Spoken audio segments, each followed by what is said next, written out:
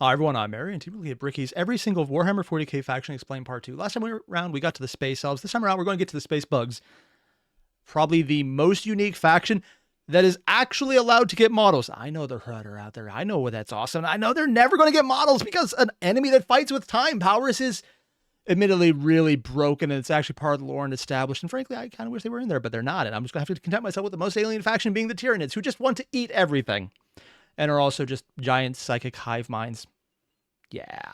We might do more than that. I don't know. I'm not sure how long I have to do this right now, so I'm going to pay attention only when my wife comes and knocks on the door and tells me that I'm late. Because that's a very mature way to do recording. I haven't thought this through. Oh, well, too late. Already start. You guys know the deal? Link below, video. Hit it up. And let's get started before I have better thoughts. Bugs. Mom, they following me, Mom. They following me. The bugs. What the hell is that clip from? Tyranids.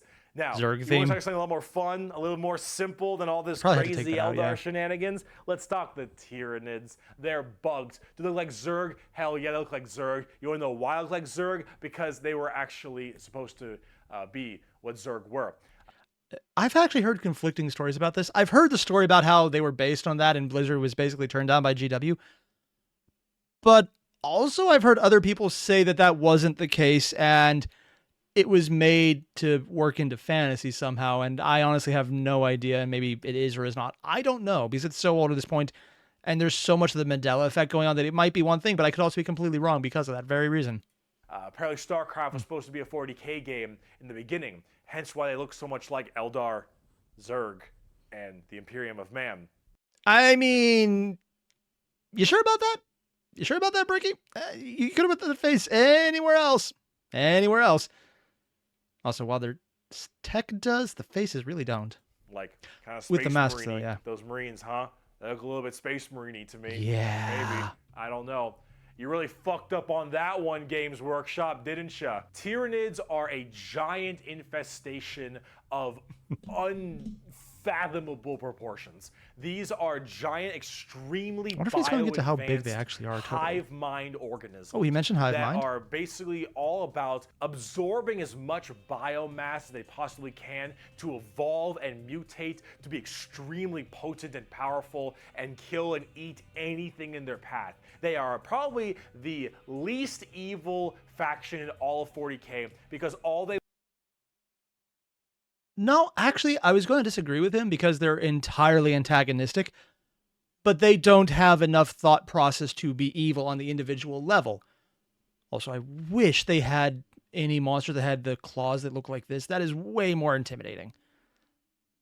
want to do is eat. I mean, the hive mind They wanna itself might be evil, but we don't know the enough entire about it. galaxy. They hangry and we food. Also, Yeah. this Tyranid hive mind has a presence in the warp. In fact, Tyranids in their own right have a massive presence in the warp. They have a thing called the shadow in the warp specifically, where when they are coming in to invade a planet, they have this weird ability to kind of cut off the warp on all the psychers on that planet. And how do you get help across the stars? You You don't. need the warp, because you need that for interstellar travel. So with people unable to call for help from the Tyranids, these are just easy pickings. And then I wonder if he is going to mention the entire aspect about how we just don't know how big the Tyranids are because they're weird.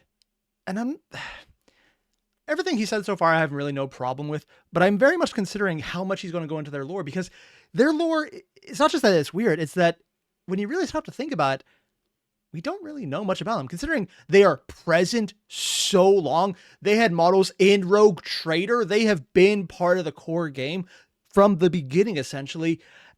And we don't really know much about them other than they are bigger a threat than we thought, probably. And also every time they try and become the main focus, the story just kind of doesn't really work because Games Workshop doesn't seem to handle them well. Partially because no one wants to buy their models because, and this is just my take, while the models look cool, they are a bitch to put together and they're so damn fiddly. entire Maybe that's giant just me. I might be Tyranid projecting. hive fleet comes out of orbit and just will massacre, absorbing all that biomass and turning them and all of their other Tyranids into even more advanced monsters. They come in so many varieties too. We keep seeing the all scouting based on fleets. what is I wonder if important. they're ever just going to drop the Tiny big little boy. Ripper swarms for scouting and having little dudes eat people up, to the Hormigons, Termagants, and Gene Stealers, all the way to the Hive Guard and the Exocrines and the Swarm Lord, to Hive Tyrants and their giant battle fleets, and even something as crazy as the Hierophant Bio Titan. Oh shit, he's even bringing out the Bio Titan? I mean, I only know about this because the Titan anything in 40k is fascinating to me, but this is... Normally, Bricky is very low-key on what he's talking about. This is not a model most people know about, and it is a real model that I think has been retconned out because Games Workshop just got rid of a lot of the bigger things. It's also fully resin and from Forge World, and Forge World doesn't really Forge World anymore, so you'd have to go to the website to find it, and good luck with that. But at the time, yeah, this was huge, and honestly, if you could find anyone with that model, they can't play it because nobody could actually afford to move it anywhere. From what I've heard from the people who did have it, it is incredibly spindly because it's resin. It's a lot of resin on very spindly legs. It's basically the kind of thing where you just put it on a forklift after embalming it in a metric ton of resin and then put that resin in a metal case around the edges and then say, okay, here's my model. I can't ever use it again. Yeah. Looks cool though. The Tyranids come in all forms and sizes depending on what they require. They are extremely good at anti-biological weaponry. There is no way you can plague them or blight them. They have extremely strong armor, carapaces and such. Tyranids are nigh perfect organisms and are pretty spooky when it comes down to how they handle all of their genetic material. Keep feeding them, they'll keep evolving. They keep on creating new horrifying organisms to spread across the galaxy. And you want to know what the most terrifying part of the Tyranids is? We might be surrounded. There have been around... Might be? I'm pretty sure at this point... Oh, he's going off the old maps. I'm pretty sure with the revelations that came right at the end of 9th, and you saw where all the fleets were coming from, they did heavily imply that it's not it's not slightly, it's flat out surrounded. There is no middle ground. It is very much, yeah, no. Also, they're coming from below the galactic plane towards Sol as well, which apparently was going to be a thing. They mentioned it in 8th edition, and then they kind of just dropped it. Although they mentioned the Inari like in 3rd edition, I think, and then they brought that up in 8th. So we got another 3 editions before that becomes a problem. 6 or 7 Tyranid hive fleets. Behemoth, Kronos, all these different kinds of hive fleets. And they've all arrived in the galaxy from different points. Different sections of the Milky Way galaxy have had different Tyranids come through. And that is horrifying. Because as far as we know, we could just be surrounded on all sides by Tyranids. I mean, the only reason you may not hear a whole lot about Tyranids is because it's a little bit hard to have a bunch of story off of one hive mind genocidal monsters. All these giant bugs swarm. Oh, I think I know exactly where this is from. This is from Bruv Alphabusa's take when he did a variation of this. Although I'm not sure if it was on his channel or one of the associates channels as well. In, killing and eating everybody and evolving. Oh, I mean, as cool as there are, there's some cool characters. The Swarm Lord. They're very much the Cthulhu. You can't really have a more whole than the bunch of Chaos major Gods. Character-based stories around them. As awesome as they are, they're simple. They want to eat you. They want to eat you and absorb your biomass. They are simple bugs. If you want something a little more complex, talk Gene Stealer cults. Oh, we're actually going straight to the Gene Stealers? Oh. Honestly, I thought he'd fold them in, and I guess this counts, but... he mentioned the hive mind, but I don't know how much lore was actually available about the hive mind at the time. Hell, I don't know how much is available now. Anything I know is heavily... Well, it's gone through multiple people talking about bits and pieces of lore over a long period of time, so it could be accurate or it could be Mandela affected to hell and back, and I wouldn't have any idea. I can have all the pot I want, I get around faster than walking, and wherever I need a seat, I can just sit on my balls. Gene Stealer... Pretty sure that was... I want to say either Sunny in Philadelphia or maybe South Park. I have no idea, though. Cults are a special brand of Tyranid that can slowly infect themselves into different kinds of society. Yep. And by infecting them, they can rise up to where they all pray and believe in these regular humans, pray and believe into their Tyranid hive mind gods. Which acts and as a these beacon. brood lords and I think they're called patriarchs Yep, all can turn got an that right. entire world all based into gene stealers, and these are called gene stealer cults. An entire hive world of the Imperium can be turned into nothing but servants to the Tyranid masters just by infecting them and screwing with their genetic code a little bit. Still wish they had They more also have models. this cool like Mad Max look. Don't like playing them. I just They wish are there was more definitely reason to one play of the against bigger them. threats to the Imperium besides Chaos. I keep saying biggest threat to the Imperium. They're up there though because you, dingus, stepped on a bug in middle school. Asshole. There is a cancer eating at the Imperium. With each decade, it advances deeper, leaving drained, dead worlds. Wait. So specifically, April 6th, if I remembered in which exact date, there were books that came out in 8th edition talking about Gilliman basically cleaning house in the Imperium. But at the very end of the book, it involved the Custodies finding a mural to the Gene Stealer Chaos God-ish thing, hive mind, whatever the hell it is. Also, that's not me just mistakenly saying it. It's because I honestly can't tell if it's supposed to be a chaos god because it is essentially a god in the warp, but it has physical matter. You know, there's a very specific term for a physical god. Is the hive mind an unbroken Catan shard? Because they're basically physical gods. And gods in 40k have all the demons, which are just basically pieces of them that work separately, and that's basically what the Tyranids are to the hive mind.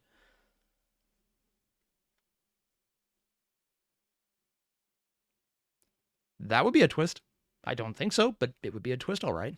Worlds in its wake. This horror, this abomination, has thought and purpose that functions on an unimaginable galactic scale, and all we can do is to try to stop the swarms of bioengineer monsters it unleashes upon us by instinct. We have given the horror a name Is it to instinct, salvage though? our fears. We call it the Tyranid race. But if it is aware of us, it must know us as nothing but prey. Tyranids.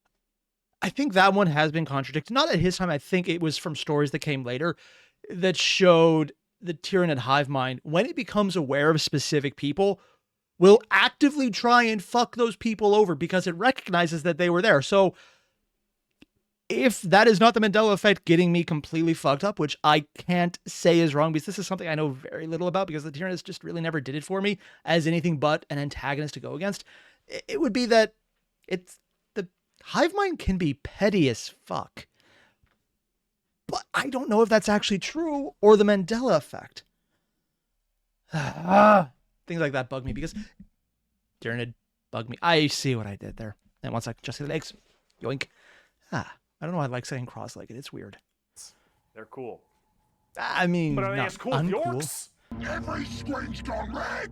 That means I'm super fast. Oh my Orcs, god. Orcs. He didn't put down any orc legs.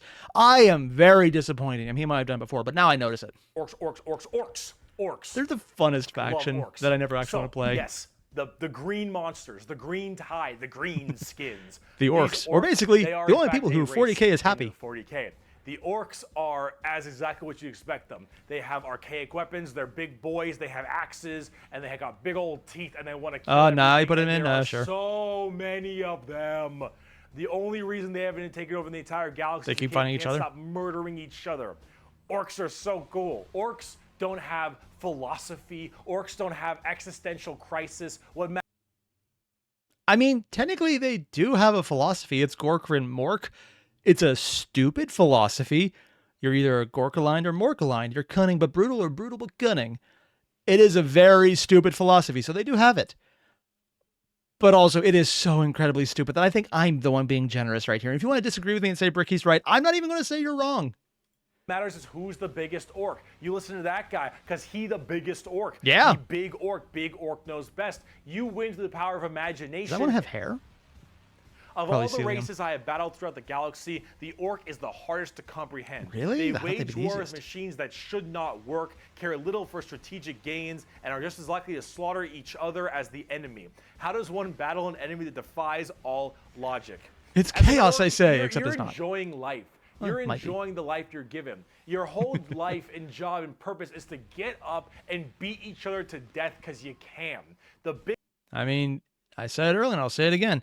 They are the happy faction because this is a galaxy where there is only war. And they love it because they like war. War is fun. This is like saying, hey guys, every day is Christmas and your parents have an unlimited budget to give you exactly what you want every time.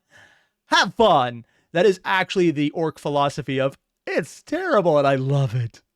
Biggest orc is the man who understands everything. He is the boss. And orcs have this really weird, like, big, dumb, stereotype British accent, which is just hilarious to me. Those are orcs. You fight. Yeah, just that little bit of gang. Oh, governor You wage accent. war because you want to wage accents. war. You got your boss over there, and you better listen to the boss, because if you don't listen to the boss will squish you and make you an example for the other orcs. And then you can't fight because orc dead. And orc dead can't fight because orc dead. Orcs, Unless they come back. They scrap together machines out of parts that don't make any sense, and because they believe, they have the mental imagination that that machine will run, it'll run. If that machine's out of gas, you're driving that machine with your fellow orcs, and the biggest orc is behind the wheel, and you run out of gas, some orc behind you is like, oh, Zog, we're out of gas. And the big orc is like, no, we're not. I filled the fucking gas tank up earlier. And all the other orcs are like, oh yeah, you did do that. And then you turn the fucking mech back on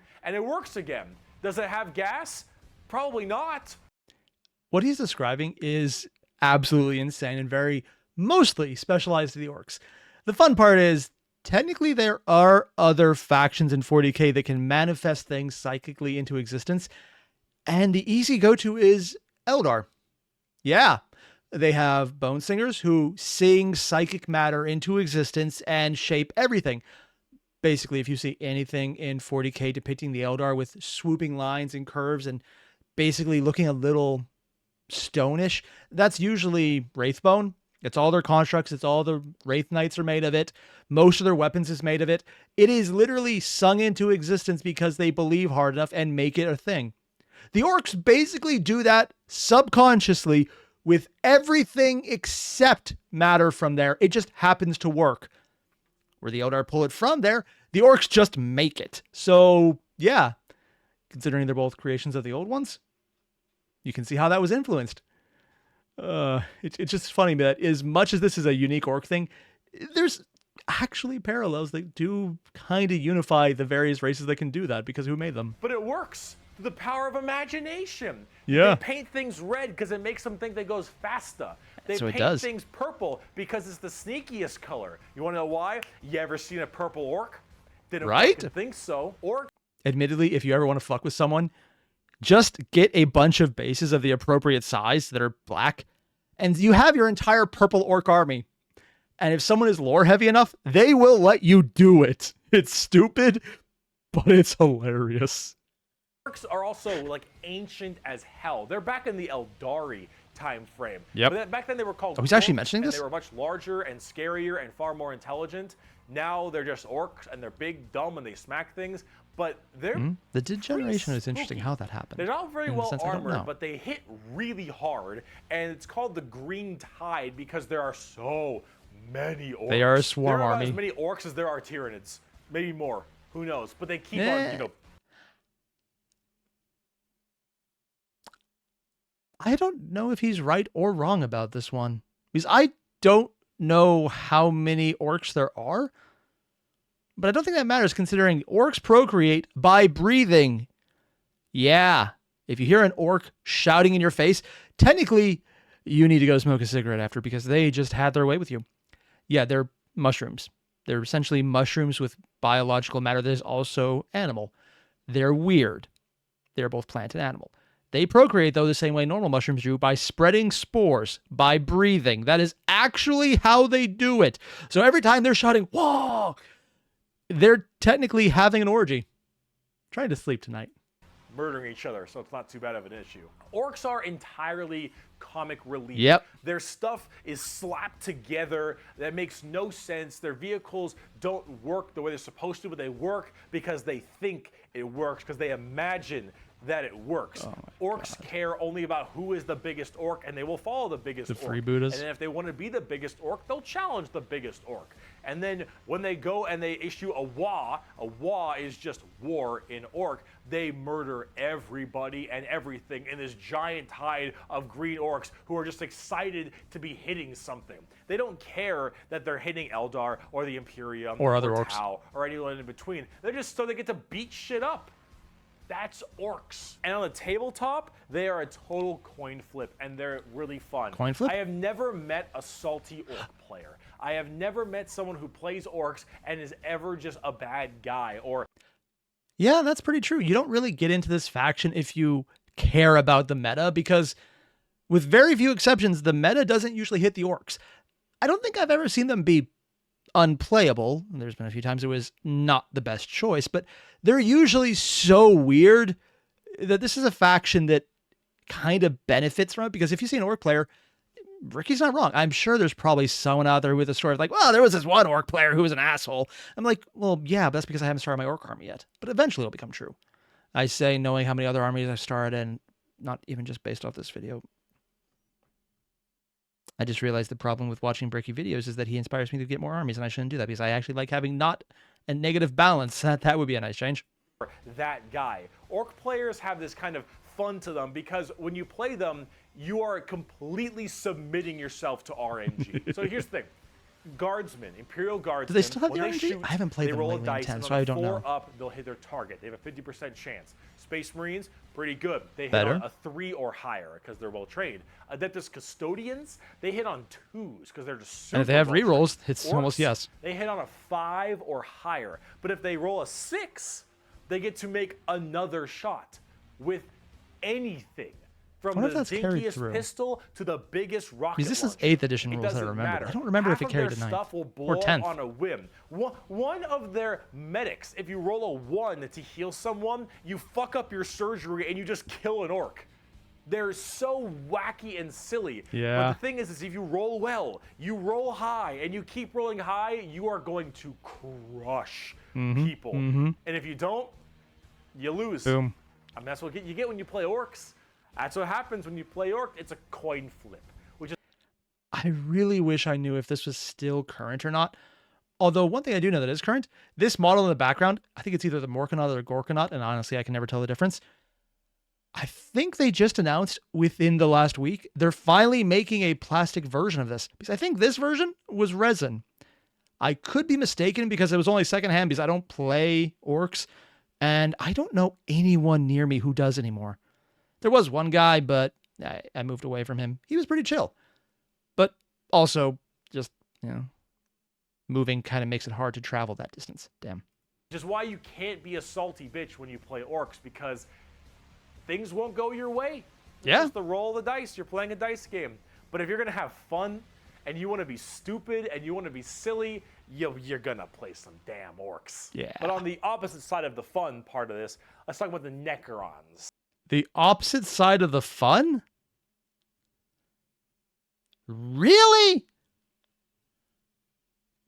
This is pre-Silent King returning, and a lot of their old models were kind of boring. Like, some of them were fine. The Tides of Faceless Legions without any variation was really cool for the effect of just endless tide of metal.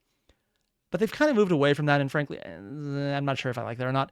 But some of their character models are fascinating now. At the time he's making it, yeah, they were a very boring faction that didn't have much good stuff unless you really wanted to break your wallet, because some of their tanks and tank equivalents were huge and good, and then there were a lot that were just huge and boring looking and kind of lazy. Yeah. The Necrons are spooky, scary skeletons and very grimdark again. They have a much more flexible... Also, for anyone wondering, hey, that kind of looks like the Terminator. You don't really think that as much anymore. But they were explicitly a Terminator reference. I'm actually surprised Games Workshop didn't get into legal trouble early on, but it's probably one of those, it happened long enough ago that it was not as prone to international copyright issues. That's the only reason I can think it's still around. Fleshed out lore than before. Back in the day, they were just undead Egyptian space Terminators, and they still look And the Egyptian part was literally added on to avoid copyright when they realized, hey, maybe just ripping off Terminator is a bad idea. Yeah, I'm not even joking about that. That's one of the funniest parts about their lore. The actual real life reason they have that motif is so that Games Workshop wouldn't be sued out of oblivion. I don't think Disney owns it yet, but when they finally acquire it, because of Disney, Games Workshop might be in danger just because it's different. But is it different enough?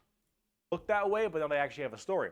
So way back in the day, you had the Necron tier. Oh, he's going to the lore. theme here: Eldari, Eldar, Krork, Orc, Necron, Necron tier. So the Necron tier were this race of generally kind of shitty people. Not because they were personally shitty. Debatable. The few examples we've seen, they were shitty people. Like, legitimately kind of assholes. All of them. Like, really, really big assholes. They kind of just look like really fucked up humans with no nose. Because they basically look like wolves. And yeah, it's fan concept art, but GW doesn't make it any better when their, I think it was 9th edition trailer, essentially had human-looking things to bigger human-looking things. It's kind of consistent. They're just throwing it out there. Because their lives were awful. They were ill-fated to a horrible existence of like what the initial planet was. radiation and a terrible planet they lived on, and everything just really sucked. Being a Necron tier was just really depressing. They really were looking for immortality. They were extremely reliant on the hope that they would eventually find the key to living forever and just stave off this horrible nature that they were thrust upon them, and therefore they could become the most dominant race in the galaxy. And they found this group. They're called the Old Ones. Imagine them kind of like the Forerunners in Halo or the Xel'Naga in StarCraft, right? I know about these because they were interesting until you learn more and then they got boring.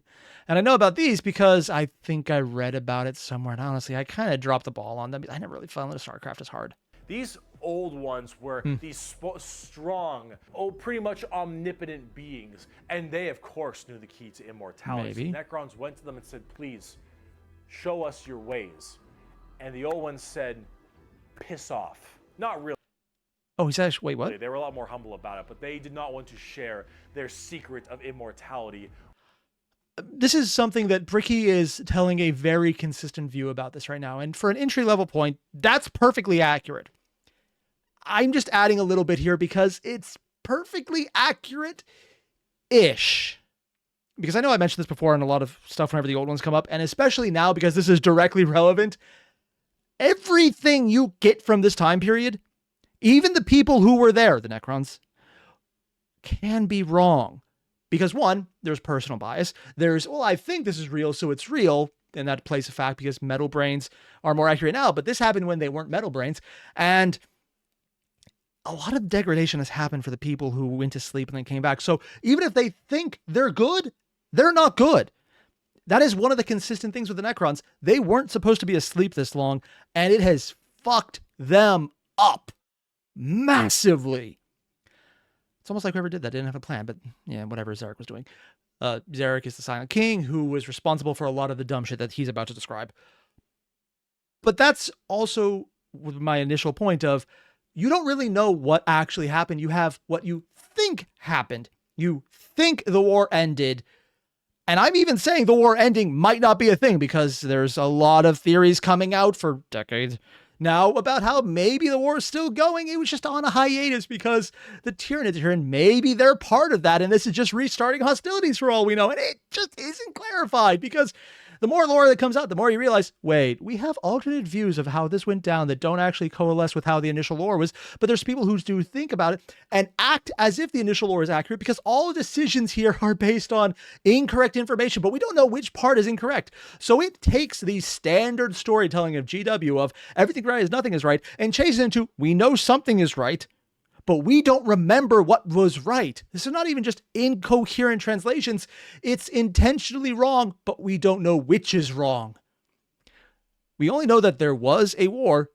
They did find the Catan. They did find the Old Ones, and things didn't go well. Everything else could be made up because one of the factions here was a guy called the Deceiver. And if that doesn't tell you how things went down, Well, it really shouldn't, because we don't even know if that was accurate, because for all we know, all of this is lies. Or it could all be the truth, and we just don't know which parts are more true or just misinterpreted. We don't know. So basically what I'm saying is Bricky is probably right here. Because GW probably has no idea what the fuck they're going to do with it, and just leaving it open to interpretation. But that's a way more uncharitable way to look at it. With the Necrons. The Necrons, of course, took this very well and waged war with them. And kind lost. of under this united banner. The Necron different dynasties didn't really like each other, but under this one man, the Silent King, he was thought technically the a best triarch way to and had two other unite people with his him. race was to do this giant war with the Old Ones out of spite for them keeping the secret of immortality to them. This was known as the War in Heaven, and this is actually like a multi-stage war. Because during this war in heaven, they discovered the star gods, a whole new race of people known as the Catan, or the Catan. Race of people? That, I mean, is that inaccurate?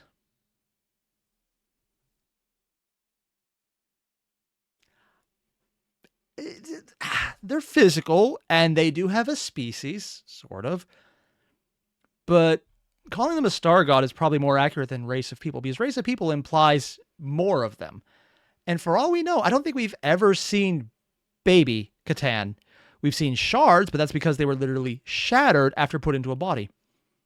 Honestly, it would be a fascinating revelation if there was an uncontained Catan who was never put into a body, who was just floating around, and it's like, oh yeah, by the way, we're here now. What's up? I don't think that'll happen. Don't know. But it's kind of cool he's bringing them up. These star gods were also very much like Old Ones, almost omnipotent beings, and they But too physical only, had not the key to psychic. Immortality. And so the Necrons went to them and said, "Hey, can you help us fight off the Old Ones? Can you help us kill these Old Ones, you, the Catan?" And the Catan said, "Yes, and in fact, we can help provide you with the immortality you so desperately seek." So the Silent King of the Necrons decided to make a pact. I just noticed he's doing the 3D dancing skeleton meme legs because they're robo-skeletons. Yeah. Pact with the Catan to allow them to accept this generous gift of immortality upon them. But this, of course, had been a horrendous trap, and the Necrons were dragged in chains to this biotransference where their flesh was stripped from them, replaced with nothing but a metal hollow shell, as their souls were ripped from their body and fed to the Catan. And the Catan fattened up. They got chonk on the souls of the Necrons. As this was their plan all along, they consumed the flesh and souls of the Necron tier and turned them all into unwilling robotic slaves just to serve their will.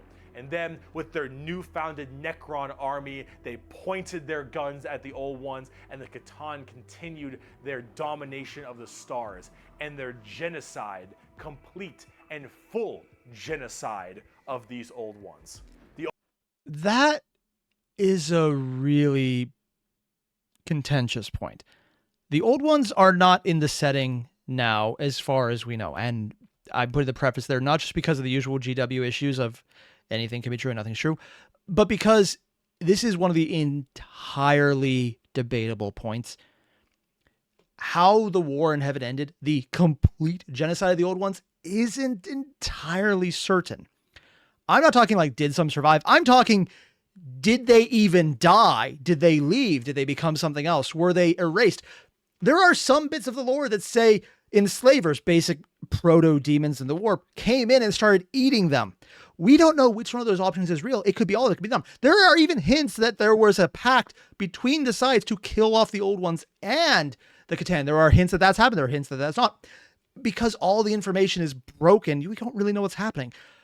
But it's entirely possible everything he just said is right or wrong, and we don't have enough. It's my same point as earlier, but specifically about the Old Ones, this is one of those plot points that has a lot of potential that GW sometimes plays around with, because they give hints about things here and there. It's like, this is old, this is weird, there are things going on. But we don't know who to attribute to, but we think it's from this time period. Is it Old One? Is it Necron? Is it Catan? Is it something else? We don't know, and that's what makes it fascinating. because it is something that they can still play with, like the missing Primarchs, like, well, I was going to say the HUD, but frankly, they're not really played with nearly as much as I would like because they're such a fascinating species that just doesn't really get any good coverage. I like the idea of the HUD, they just never get used well. That's a personal peeve of mine. The old ones did their best to stave it off. They even created other races, the Orcs, Eldari Eldar. and the Orcs, to try to fight Possibly off more. the horrifying Necron army and the Catan above them. But there was absolutely no possible chance for them. And the old ones were absolutely extinguished across the galaxy. Maybe. Their entire race Maybe. completely removed. Maybe. Full on 100% genocide. However, during all this, And again, I can only say maybe so many times. I'll keep saying more, but I'm going to stop here just because it could be true, but you just got to keep in mind it probably isn't, because Games Workshop likes to play around with things. If they can find a way to make money off it, they will do it. the Catan, Slowly. so just infatuated with their victory, started fighting each other for fun, for sport, and for small differences, doesn't matter. The Catan, with these overpowered people, they're going to eventually hit each other at some point. Yeah. And as they began just menially fighting each other, the Eldari and the Orcs actually started pushing on the Catan's borders a little bit, giving them a little bit of a run for their money. And as this continued, this is when the Silent King, who retained his consciousness, decided to leap into action. And even this part right here, this is an interpretation of it. There are three ways that are the most common to think here. One is what he's saying, where they kind of win and the Necrons are dominant and then they go to sleep after they destroy the Catan. Then there's the one where it never actually reached parity, where no one won, and then they went to sleep because they figured, yeah, you take over now. We'll wait until you self-destruct, which we know you're going to do, and then we'll take over, which admittedly was an entirely completely rational plan because they did. So, I mean, not wrong. And then there's the third one where we don't have the slightest idea what the fuck's going on. I'm not even going to speculate on it because it can go anywhere. So it's they won, they didn't win, and technically the third one, if I want to be honest, is they lost. But that one wouldn't make sense because then the old ones would still be around. But that would also include some of the lore about how third faction came in, which was just the enslavers taking a bite out of the old ones in the warp. That's probably the most boring one that I don't want to acknowledge because it has so little interest for me. Because it's just not. They're not demons. They're just proto-beasts that live in the warp. Also, if I need to explain what enslaver is, the name is literally, it's also description that's completely accurate in the warp. So it's basically possession without possession. Or maybe possession. Or eating you and then replacing your skin. I don't know which one, because I don't think they're ever really shown in 40k now that I know about. They're mentioned. They're horrible. Not really sure if they ever really played a part in it, though. And start a full-scale revolt against their Catan masters. And this revolt was bloody, as the entire Necron army was surged off to destroy these star gods. They were able to, just after suffering horrendous losses, were able to turn the tide of the war.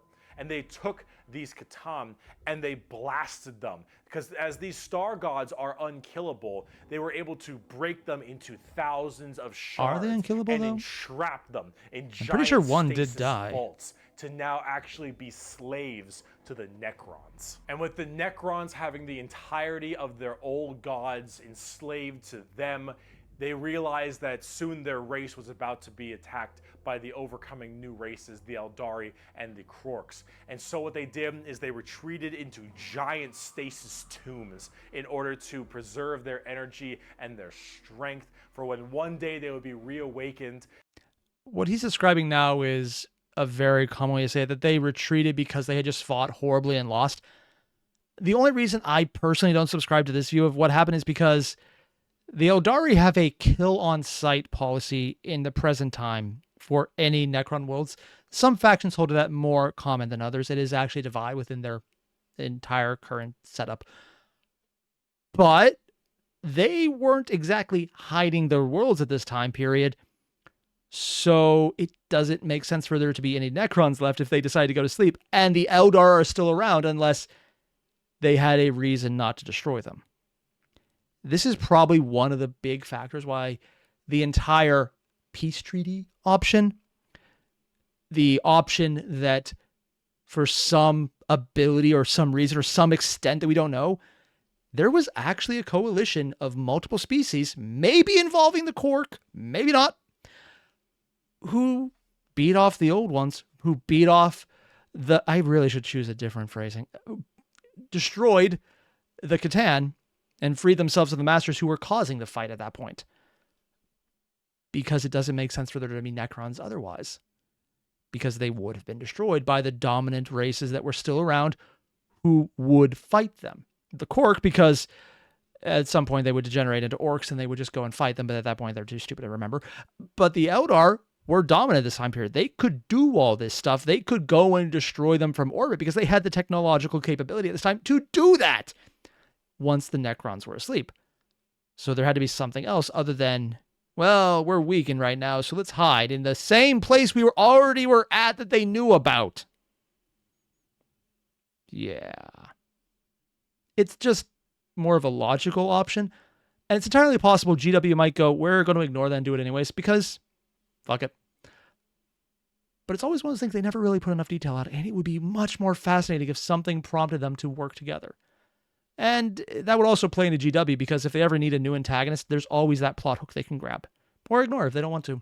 And they would be able to rule the galaxy that was rightfully theirs. Like and father and son. Dingus Adeptus Mechanicus guy diddled with a green console, and now the Necrons are back, and they see all these primitive races on their lawns, and they think, get the fuck off of it. The Necrons... I mean, literally their entire way of doing things is they wake up, and they see a bunch of guys with metal prosthetics just scurrying all over there and trying to steal their shit. It's literally Mechanicus cockroaches everywhere. There's memes about it plenty. It's also completely accurate. Are back, super advanced, and they are here to reclaim the galaxy that they so rightfully believe is theirs. Now, at tabletop, they're a lot like that. Tons of undead Egyptian skeleton robots that when they die, they just get right back up because they keep on reanimating. Hard to kill, tons of crazy stuff. You can use the Catan themselves as units to fight with. Also, at the time he put this out, they didn't have some of the Catan that came out later. And those that were out didn't have the best rules. They were kind of overcosted and not really good at anything. That changed in 9th, and it really changed in 10th, because they have some amazing models now that look amazing for the Catan, and they are absolutely terrifying to fight. But they're so freaking cool.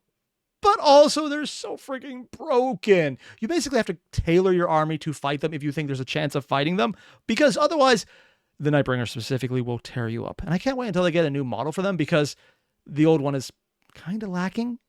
And when they did the Void Dragon, it looked freaking amazing.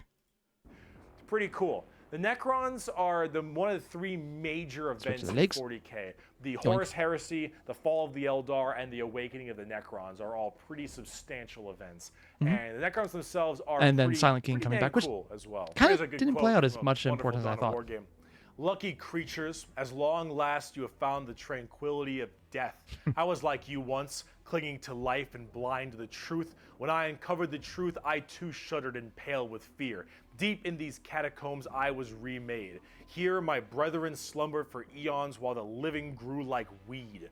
My Lord knew this day would come. He had plans for us all. We would purge this world once more. So come, poor victims of life. We will grant you tranquility in these crypts.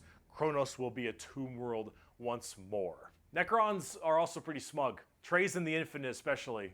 Mr. Steele, your girl. And probably you and anyone else around you to make a funny little diorama. He's not just smug, though. He's earned it because he's been awake. And frankly, if anyone's ever going to reveal what Big E was like in early human history, it's probably going to be Trazen in a backlog where he's just time traveling because shits and giggles again. And he'll just be running into him and having fun. I fully assume Tea Party, where both of them are uncomfortable, but he enjoys it more. A little dickhead. But speaking of dickheads, last race. Let's talk the Tau. I actually forgot about the Tau. The exact formation of Let's talk the Tau. What? The exact formation of You know what? I'm not even going to ask where that's from. That was just weird, man. What the hell? The Tau Empire is not entirely understood. However, a long time ago, many thousands of years ago, in the 40k world, that is. Some Imperial navigation vessels were going around through different areas, and they saw a primitive race, blue people, smacking each other with sticks and stones. They thought, dumb Xenos race, who gives a shit, and they bailed. Then this giant warp storm occurred. Why does he? Oh, because the tower space weaves is the meme, so he has an anime girl skirt. Honestly, if you're going to be completely accurate, they are space communists. Specifically Mao inspired. It's actually directly from the Cultural Revolution periods, right before they went on the most genocidal aspects, because, well, they're just not strong enough internally to survive that at this point. Yeah. Right get there in eventually. That major area, unable to be breached.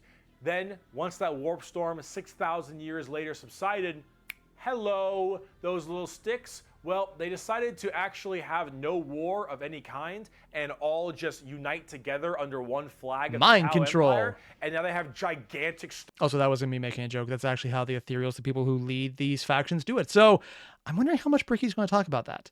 Because I know that lore did exist at this time in 40k during 8th edition when he was making this, but it wasn't really as prevalent, and he seems to be going more on the meme aspect here. Starships and Gundam robots and lasers and railguns and mechs, and they are here to ruin your day for the greater good. That is generally the Tau Empire.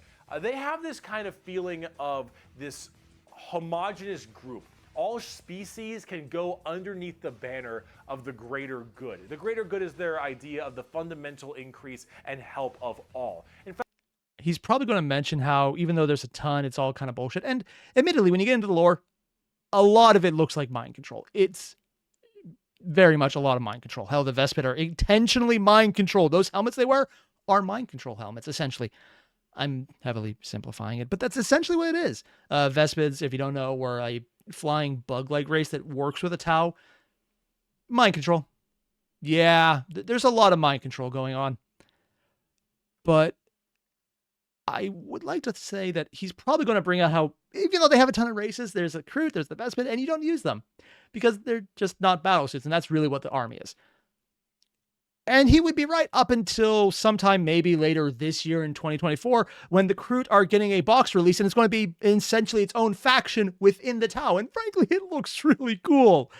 And may or may not be hinting that the Kroot are basically being revealed as with the remnants of the Rangdan, but that could be complete speculation. It's not like they're herbivores or ossivores, because their entire species of the Rangdan was known to eat things to get stronger, and the Kroot eat things to get stronger, but that would be way too much reading into it. In fact, they are most likely the most like the Covenant in Halo, where they have the Also using a lot of mind control. being the Ethereals, who are actually kind of dicks and like to pull at strings a little bit, but then you have all these different races directly underneath them, and they all I think it's more work together pheromone in this mind big control here. group as this large, like foreboding brainwashing, but race whatever. that tries to spread their weirdly pseudo-religious influence across the galaxy.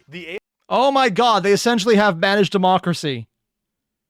The Tau are the hell divers of 40k. Oh my god.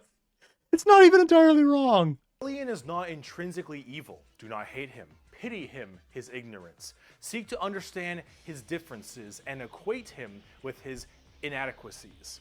Only then Very will he British of accept them. his place in the greater good.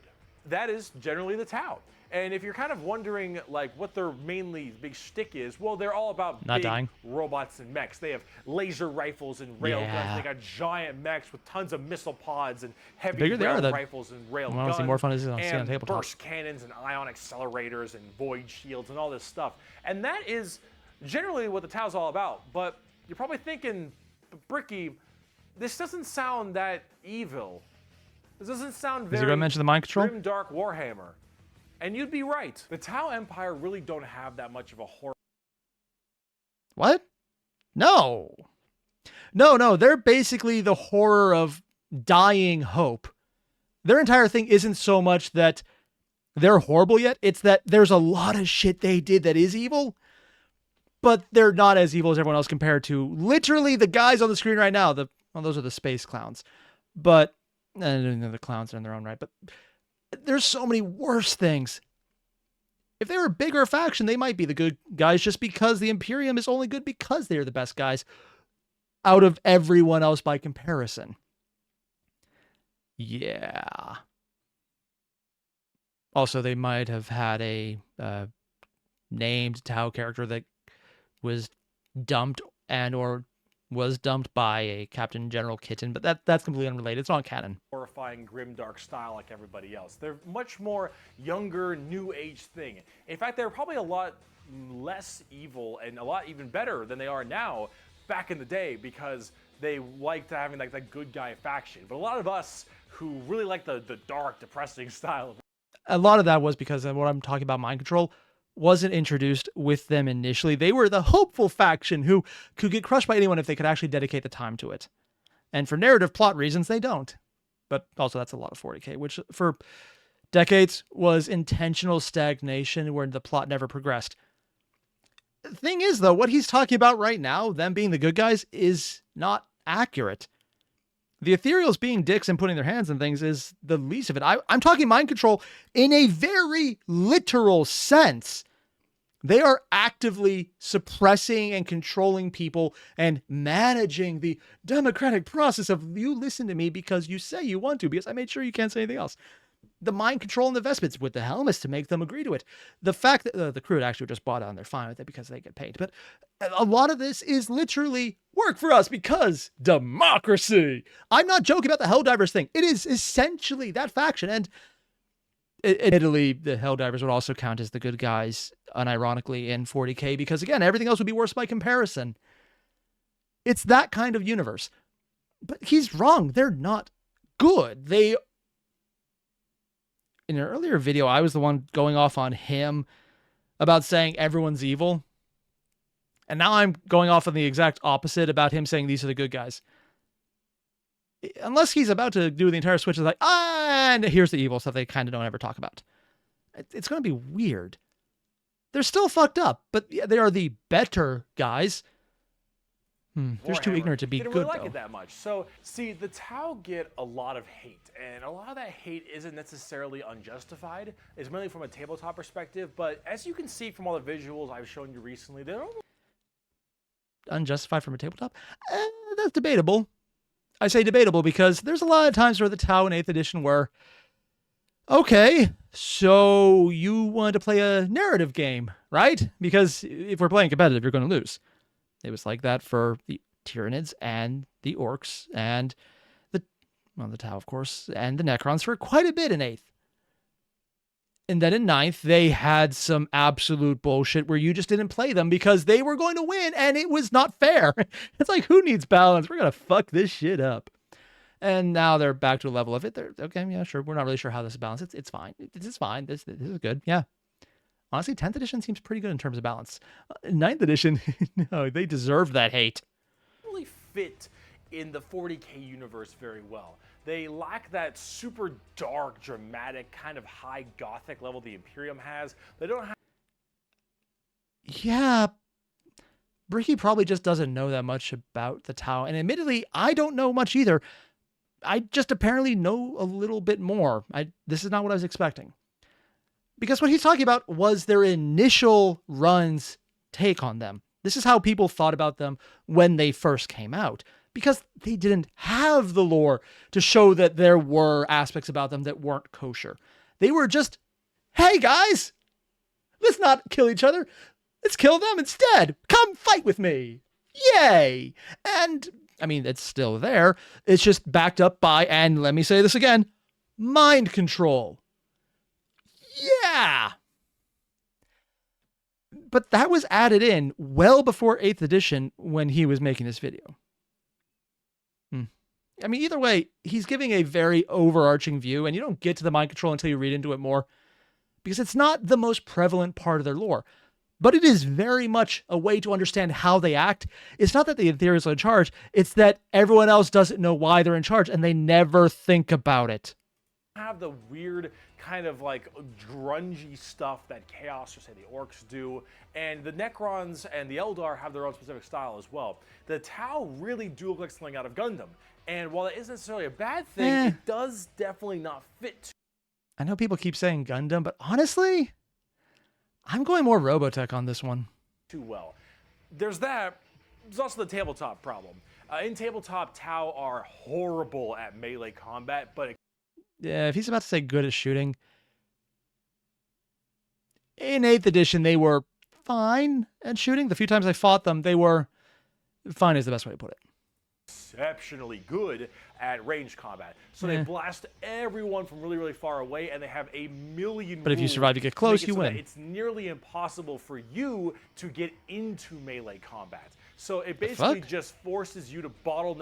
No, you just did the old-fashioned charge from around a corner and you win. Like, that's actually the best way to do it. It's always been the best way. Well, I guess that's an advanced technique to know to do that, to know how far you can charge around a corner, or if you're infantry to go through the wall. Because that rule might have been added later in 8th, where infantry could move through walls and buildings as if it's not there. It's been carried through 9th and 10th, but I don't think it was there at this time in 8th. Okay, that makes a little more sense then. The game into one specific gameplay style, which is gun to gun. And if you're doing gun to gun, they're going to win every time because they're the Tau. A lot and of the the time, Tau are really damn good at shooting. So it's one of those things that make the Tau generally rather hated, and a lot of different reasons for that, both from. Admittedly, I've also played a lot of Mechanicus that play their entire faction this way, so it's not just them who are the best at shooting. Hell, a lot of the really good Imperium stuff is also shooting based. They have the option to go melee, but a lot of the time the shooting's better. Style and such, but this is actually one of the things I wanted to end this video with, is that the Tau, while they have their issues, you should not be discouraged from playing them. I'll make plenty of Tau weeaboo jokes, of course I will, but it's all generally in good fun.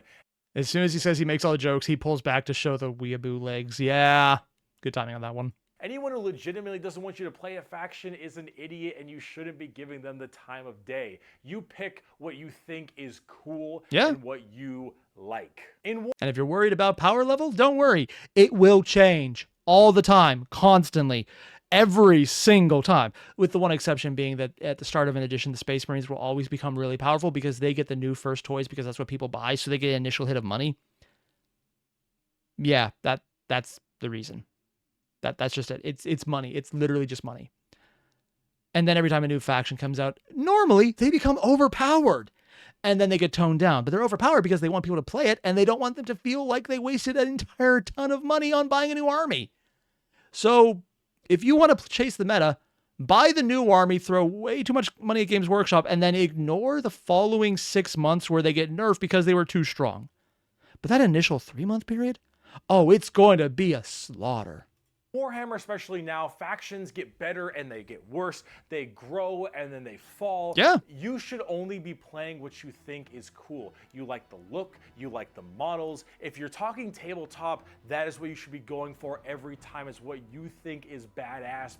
The one exception is if you want to play Slaaneshi Chaos Demons, because Games Workshop is so afraid to touch them because every time they do outside of the fantasy setting, they can't ever do justice to what that line has really looked like, and they do not like you buying them because they're trying to be marketable. Slaanesh is not marketable, except for a very specific segment that would do well on Kick, and that should tell you everything you need to know right there if you know that reference. Because things change all the time.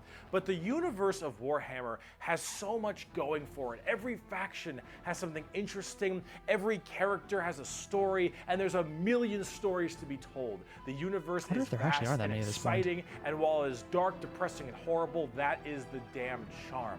And out of everything I've told you in these 2 videos, if anything you could take away is the reason why so many of us are so into this series and why we like it so much. Because with so much variety, such an expansive universe, and so much that can be done, you can find yourself having a pretty great time. Thank you so much for watching. And that was the entirety of the video, because I actually got through that in just 2 parts this time, unlike the last one, which took like 5.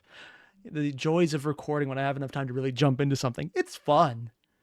More importantly, I kind of like how Bricky was going to this, but I think he did kind of do the Tau dirty, because I know it's deeper lore than he was getting into here, and he probably avoided that if he knew about it, because as deeper lore, you don't ever run into that. Hell, most players don't know about that. I don't know why I know about that. I don't really like the faction that much, which is weird because I actually love playing against them, except for 9th, but that was different. if you know what I'm talking about, you've probably had the entire option of, oh, you're playing Tau, I concede. No, we're not doing this. Being shot off the board turn 1 before you get to take a turn. Not fun. Really not fun. Yeah. More importantly, I don't really know what to do next from Bricky because he's done so many things, but I kind of want to do more of his Warhammer stuff. And I think he might have another video, but I don't know. And I've had so many recommendations for things to check out that he's done for completely different systems and games that I've never even heard about. So what I'm asking is, if you guys know what I should check out next from his stuff, tell me down below, because I'm actually really curious to see what you think is the best option, because I don't know nearly enough about his content outside of Warhammer, but I know it's there because I've been recommended so many things that I haven't clicked on in case maybe I want to check it out later. So yeah, let me know and I'll see whatever looks good and maybe just pick at random for all I know. Because for me, random and knowing what I'm doing are very much a flip of the coin. Except for when I flip a coin, choose something at random, then it's turning what I wanted. Or more likely, I click something, it was the wrong thing, I watch it anyways, and it's just fine anyways, and I do it. That's not a joke, it's happened multiple times. It's a problem at this point. Yeah. More importantly, link below video. You know it's good. We watched it. If you haven't already, rewatch it. And if you have, do it again. I know, a third time. Right. See you guys in the next one. Adios.